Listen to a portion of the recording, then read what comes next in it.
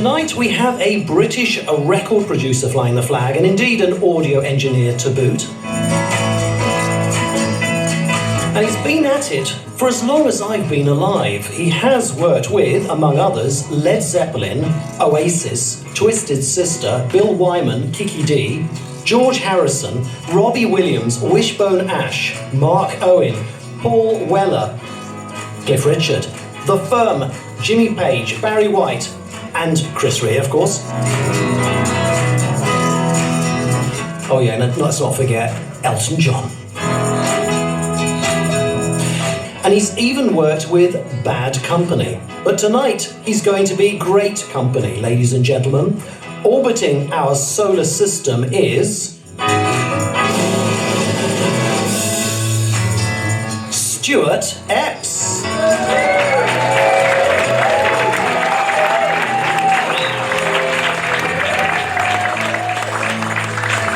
Welcome. Wow, what a build-up. And I hope all those artists are here tonight. Elton, where are you? Who else from time to time? There's no kiddies in... There's my doctor. There's no kiddies. Bloody hell, that could be handy. Blimey. Anyway, do you remember a TV film, Robin Hood? Robin Hood, Robin Hood, riding through the glen. Robin Hood, ladies and gentlemen. All right, that's enough. Exactly. Well, that, believe it or not, singing is Dick James. Dick James is singing that song. It became a big hit. And the incredible thing was that the guy that produced it was none other than George Martin. So when the Beatles were looking for a music publisher and a record deal, George said, go and see Dick James. He said, look, if you sign up with me, I can get them on the TV tomorrow. What was it? Thank You Lucky Stars or something or other. And they actually said, right, you can get the Beatles on Thank You Lucky Stars, you can have their publishing. Just like that. What was the Beatles publishing worth? Like a fortune, absolute fortune. And this is London, 1967. I mean, you know, I'm from Mill Hill and didn't really go up to London much. I certainly didn't know Soho, and now I'm right in the thick of it, really. And anyway, all the pop stars at the time used to go down Denmark Street. You'd see Jimi Hendrix there, all sorts of people. On the right-hand side, you've got some of the publishers there, and there's one there, Mills Music. And there was a young lad, went to work there as an office boy at Mills Music, and that's him. That's Reg Dwight.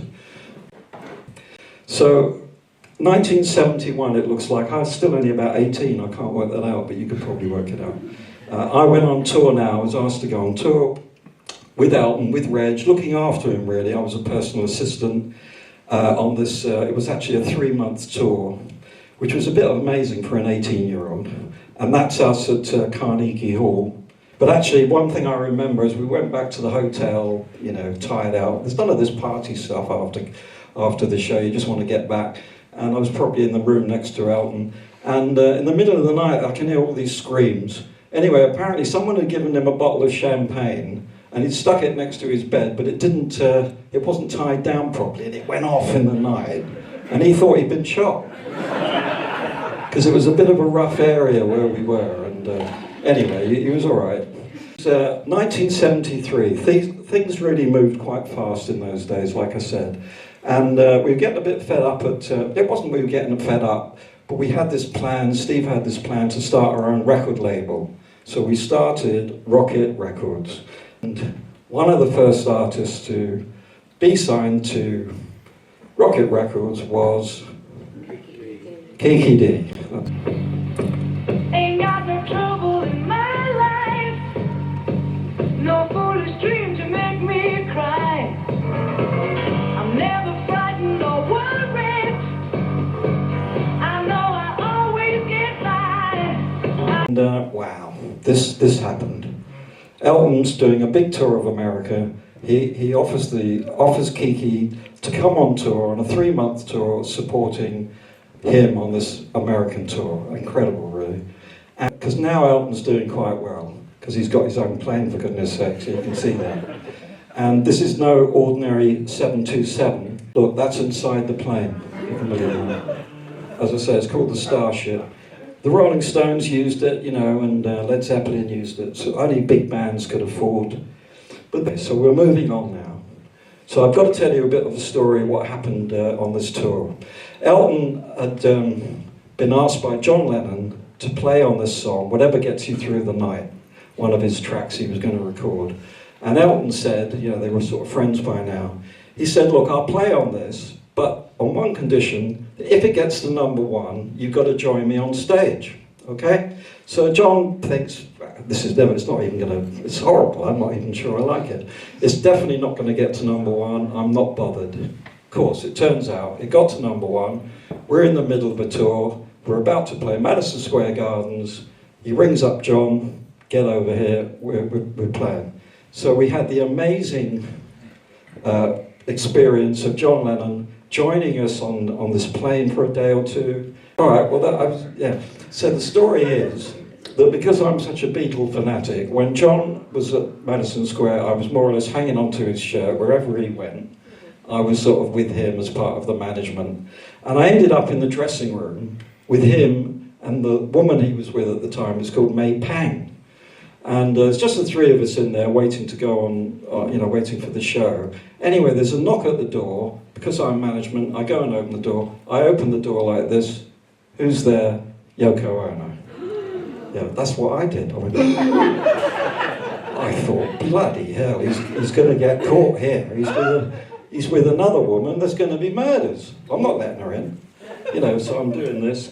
Anyway, there was a guy behind her who was sort of going, it's all right, you know, and I knew him. So I thought, well, it must be all right. So I let her in, and it turns out they all know each other.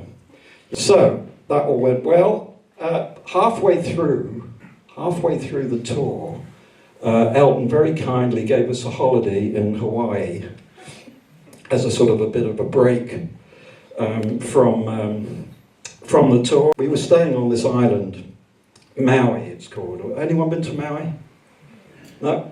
Anyway, it was an amazing island, and after touring, obviously, it was great to unwind. And in fact, me and Clive, my mate, we went off on these motorbikes and sort of went a bit crazy, you know, going around the island and meeting some of the islanders. And in fact, during that, we went to this club called the Maui Bell. And I met someone there. This is years ago, so there was no problems. But anyway, I met someone. I probably did fall in love a little bit. And I really took to Maui, I thought, you know. And I was getting on now. I don't know if you can work out how old I was. 23. Well, I'd done everything. As you can see, it was a hell of a journey. And I thought this is a place to retire to, basically. And, forget all the music business. Who needs that, you know? And this woman that I met, she lived in an ice cream van, actually. That was where she lived. And I thought, that's ideal. You know, this is for me. So I decided that that's what I was going to do. And in fact, I don't know what the time is or how long I've been talking for, but that brings us to the end, because it's not the end of the story, because there is more to come. But we're going to have a 20-minute break now, okay? And then we'll find out what he did, whether he stayed in the ice cream van. So thanks for listening. Go and get a drink. See you.